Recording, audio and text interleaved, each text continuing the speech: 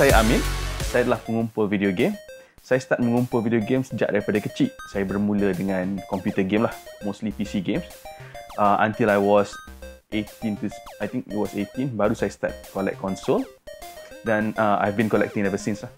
Boleh ceritakan macam mana Cik boleh start the hobby of collecting ni? What made you mulakan hobi ni? Okay, saya start collecting games ni pada masa bila dah mula start bekerja dan ada pendapatan. Selepas saya kerja, saya fikir balik banyak game-game yang saya main semasa kecil dulu yang saya tak mampu untuk milik dan sekarang saya dah boleh belilah.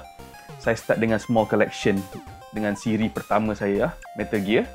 Dan daripada situ saya grow up kepada semua siri-siri yang saya minat dan saya selalu main semasa kecil. So, boleh bagi tak berapa bilangan item yang Cik dah collect sekarang ni? Is it akan dah sampai ratusan ataupun mungkin dah pecah ribuan? The amount of item. Okey, kalau ikutkan keseluruhan game saya, both konsol dan PC game, unique game ada lebih kurang 1,700 title. Dari segi konsol saya ada lebih kurang 30 jenis konsol dan ada 3 PC berbeza lah. Saya ada IBM PC, Amiga PC dan juga MSX PC. Apakah barang paling bernilai dalam koleksi? Barang paling bernilai dalam koleksi saya adalah game PC, Doom, which is quite popular. Dan ia adalah mail order version of Doom, di mana ia tidak dijual pada retail dan hanya dijual direct melalui ID software kepada peminat yang buat pesanan melalui surat pada ketika itu. Boleh ceritakan apakah cabaran dia menjadi seorang pengumpul barangan permainan video di Malaysia? Cabaran utama untuk permainan nak kumpul permainan retro ni ialah nak mencari game retro itu sendiri. Saya rasa semua pernah ingat lah semasa kita kecil dulu tak banyak video game ni yang dibawa masuk ke Malaysia dan kita dipenuhi dengan game-game cetak rompak masa kita kecil dahulu. So sekarang ni cabaran dia ialah untuk mencari game-game yang original dan juga beberapa versi yang mempunyai nilai yang tinggi. Setiap video game retro ni dia ada nilai-nilai berbeza jika berbeza region dan kawasan dia. Maksudnya game yang dirilis di US ataupun kita panggil region NTSC, harga dia agak berbeza dengan region Japan ataupun region Europe iaitu PAL punya standard. So seperti yang kita tahu sebab kita pun pernah beramah dengan retro collector lain, untuk preserve atau menjaga barang-barang retro ni memerlukan satu tahap care yang agak tinggi. So macam mana Cik jaga barang-barang Cik yang retro? Okey, salah satu cara untuk menjaga game especially untuk retro ni, sebenarnya kita tak boleh nak main selalu juga because dia ada wear and tear dia. Salah satu cara yang saya gunakan ialah saya pastikan setiap game saya ni berada dalam satu protective plastik yang kedap udara dan juga ia tidak didedahkan pada direct sunlight. So kita pastikan bilik atau tempat yang kita simpan barang-barang retro kita ni tidak terdedah dengan cahaya matahari yang terus lah. Okey, ni soalan personal. Apakah permainan video kegemaran Cik? Buat masa ni favourite saya adalah daripada siri Metal Gear dan juga game-game PC seperti Doom, Monkey Island, which is very quite close to my heart lah, PC game. Secara khususnya judul Metal Gear mana satu kegemaran? Dari segi keseluruhan Metal Gear, favourite saya adalah Metal Gear 3, Snake Eater untuk konsol PS2. Apa lagi hobi-hobi lain Cik selain daripada menjadi pengumpul barangan permainan video? Selain daripada mengumpul permainan video, saya juga suka membuat restoration kepada CRT lama. Saya membuat restoration kepada konsol-konsol lama. Kita kena tukar balik dia punya kapasitor, tukar balik lens dan buat modifikasi supaya setiap konsol ni boleh dimainkan menggunakan SD card sahaja tanpa perlu mengeluarkan setiap cartridge ataupun CD ni yang kita akan ambil daripada CD, masukkan kepada komputer dan tukar kepada format untuk SD. So daripada situ kita boleh preserve lah. Maksudnya game ni hanya untuk display. Bila nak main balik, kita hanya pakai SD card itu sahaja. Cik tadi ada mention tentang TV CRT. Boleh tak Cik terangkan lebih lanjut kenapa pentingnya menggunakan televisyen CRT untuk main game retro dan tidak menggunakan televisyen moden kita sekarang yang mungkin ada resolusi tinggi dan sebagainya? Okey, inherently konsol lama ni resolution asal adalah 240p ataupun 320x240 pixel sahaja.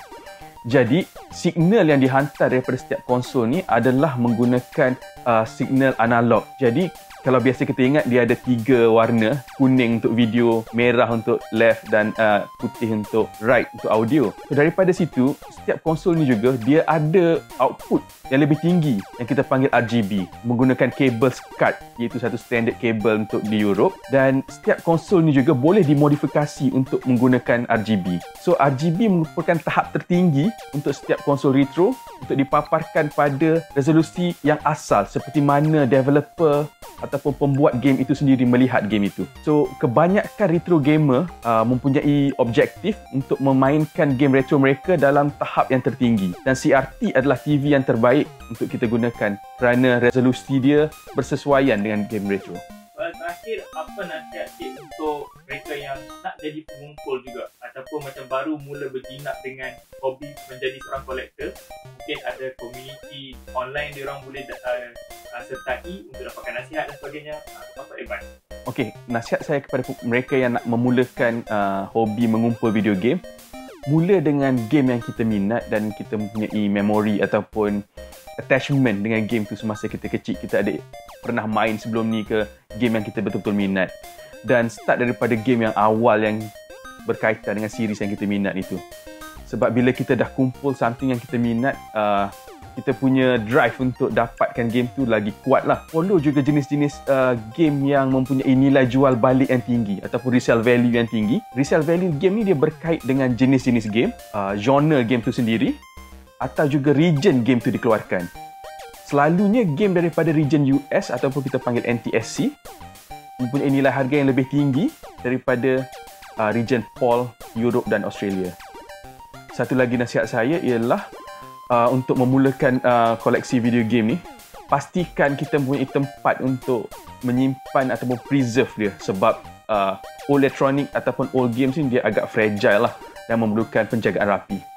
Boleh cik kongsikan contoh komuniti ataupun grup-grup mungkin ada di Facebook atau mana-mana yang orang yang nak tahu lebih lanjut tentang retro collection ni? Okey, kita ada satu community di Malaysia which is quite big juga, dekat 1000 plus member. Kita panggil Retro Console Malaysia. Boleh search di Facebook RCM Retro Console Malaysia.